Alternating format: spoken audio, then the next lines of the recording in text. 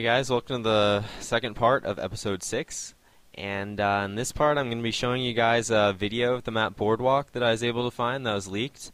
And I'm also going to be showing you some short clips from IGN footage from other maps. And I'm going to be talking about some new weapons that I was able to see tested on some live streams for Reach. And just talk about some cool multiplayer stuff. Multiplayer maps, how I think they'll play out, and just some insight on the multiplayer side of the final game. I just want to give you guys my guarantee there are not going to be any campaign spoilers in this video. This is strictly multiplayer. I personally don't believe in campaign spoiling, so that's just my promise to you. So, without further ado, let's start the video. So last week Reach got leaked, and a bunch of people with JTAG Xboxes were able to go and download it and play it. So a few things happened after that. First of all the maps, there's a bunch of videos with HD tours of all the maps, and second of all, there were a bunch of streams testing out a bunch of new weapons we didn't see in the beta, and a bunch of gameplay options. Alright, so the first thing I'm going to talk about is the maps that I've seen in the beta. The maps I saw were the maps Zealot, Asylum, Boardwalk, and my personal favorite, Countdown. The one you see behind you right now is Boardwalk, and I'm just going to play this in the background as I talk about all the maps, and then eventually I'll transition into a Zealot tour video, which I'll play behind some more commentary. I can't really spend 15 minutes talking about just the two maps, without playing them, but some interesting things I noticed is right there, as you can see, the rockets and sniper are both stacked one on top of the other, and I'm not sure if Bungie did that to make this kind of symmetrical map have one power side or what, but I think that'll be pretty interesting for gameplay. I'm hoping they used a different weapon timer on both of these weapons, because I'm thinking it might be a little overpowered to have the rockets and sniper spawn at the same time. So as you can see, this map is kind of similar to the Bridge and Narrows in some ways. It's got different ways up and down the map on either side, and kind of a flat surface in the middle. It also has some indoor buildings which have some nice corridors which will facilitate some mid-range gameplay, which is where I think the pistol will really shine. And then in these long open expanses we'll be able to see some sniper and DMR gameplay. Not to mention that there's a range of just really nice close mid weapons that are in Reach, such as the grenade launcher and maybe a little bit longer range, but also the concussion rifle, which I'll talk about a little bit more later in this video, because I got some nice video time with that. Boardwalk looks pretty good of a map. I'm looking forward to it. I personally thought that the Halo 3 maps were a little cluttered compared to say the Halo 1 and Halo 2 maps, and I think they're really going back to more of a Halo 1 sort of feel, or kind of Shadowrun-y feel to it if you've played that game. So I'm hoping this will play pretty well. Before I transition to the next map I'm going to talk about, I just want to say and give credit for this video to Dark Ruler. He's also the guy who uploaded all the other map tours, but he was actually messaged by Microsoft to take them down, so that's why I'm not able to show them to you, but I was able to find this on someone else's channel who re-uploaded it.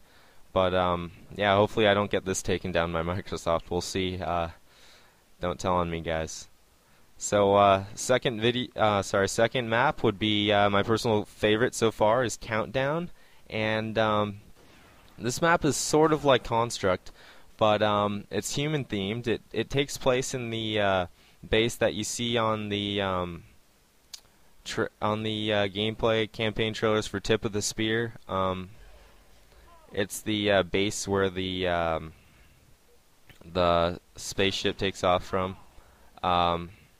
It's kind of I think it's a 4-tiered level with a bunch of different interesting ways to get up and down the maps. There's there's airlifts like in Blackout that we've seen in Halo 3.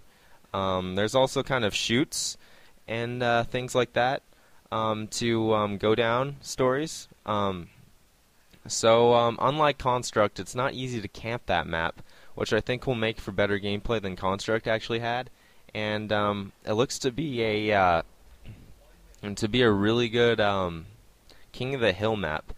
Possibly Slayer too. I could see some top control going on in that map, but I think King of the Hill with hills on every level would just be a really good test to see which team has more map control. I think it's probably a really good hardcore map to play on, and social too as well. It looks pretty well designed. Another map I got to see was Asylum, which is of course Sanctuary from Halo 2. And to be honest, I wasn't really too happy with the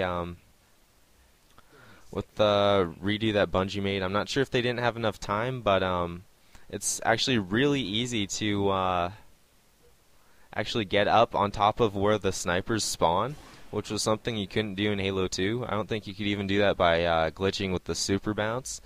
And also, there's no Ring 3 in the middle of the base, which is kind of disappointing, but I'm thinking that a lot of Halo 2 fans will probably make a better remake, and I'm hoping Bungie will use that. So now let's talk about Zealot, which is the next video I'm going to show you guys. And this one, as I was saying, was also by Dark Ruler, so shout out to him. It's too bad his videos got taken down. So Zealot pretty much follows the format that we thought it was going to follow. There's a small bottom mid, and there's a ramps around bottom mid that lead to the second story ring, which has another top mid, which is probably where all the battles are going to take place. I really like this map because it really facilitates that kind of medium long range combat, where I think this map is going to be a lot of DMR on Slayer Pro, and it also has some small quarters if you want to use other weapons as well. So I know I've talked about Zealot a lot in previous videos, so now I'm just going to transition to the custom game settings that I was able to see. So one of the first things that I thought was really interesting was that so in Reach there's a preset for Arena Slayer, and when you go to that preset, the movement speed is set to 120%, which is pretty interesting. So when the tester of the stream I was on saw that, he decided to test it for himself, and one thing that happens, unlike in Halo 3 when you bump up the movement speed, is that strafing stays really crisp. So if you guys have happen to be guys that go on MLG, you might have seen Droid's stream, and he's a guy who, if you haven't had tested a lot of custom settings, and he's probably where I got most of my info from. So one of the things he tested is 120 movement speed, and the strafing is really crisp. Unlike in Halo 3, where you kind of skate and take a little bit of time to switch directions, the higher the movement speed goes, you switch really quickly and can really accelerate quickly when you're strafing. So that'll probably make 1v1 and close range battles a lot more interesting. You'll be able to maybe dodge melees or dodge shots a lot faster. So and I personally found that closer range battles and 1v1s were kind of dull in Halo 3 because of the strafe. But that's going away, and it looks like it's going to be a lot of fun to play. Another thing they tested was damage speed. Being an MLG guy, he was trying to get the trying to test out what a 4-shot would feel like on the DMR, and seems like Bungie made sure that that's not going to happen because of the lack of because of how the bullets work and they don't break through shields. You know, they can't do damage enough to go through the last part of a shield and then get the headshot. So you have to actually have the DMR do 34% of the shield health to actually get the 4-shot, which ends up breaking a lot of the other weapons. It makes snipers do a lot of damage to health, which makes them kill you in a second shot, even if you recharge your shields. And it breaks a lot of the awesome weapons like the concussion rifle, grenade launcher, all these things, which I'm going to get into next. So personally, my favorite thing that I've seen on any of the streams is the concussion rifle by far. The concussion rifle, at first, I thought it was just a brute shot, basically, but I know my friend John, who went to Comic-Con, he used it in Firefight, and he said it was just a brute shot, but that could not be further from the truth, because there's a few little tweaks that make it a lot better than the brute shot, and it makes it take a lot more accuracy. So the first thing they changed is that how the splash damage works. So with the concussion rifle, it has 6 rounds, and it shoots it takes 3 fairly fast projectile shots to kill. And by that I mean they travel pretty quickly through the air. I think a little bit faster than the brute shots. And with the brute shot, you can shoot at a guy's foot, and you can shoot around him and do exactly the same amount of damage you do as if you hit a body shot.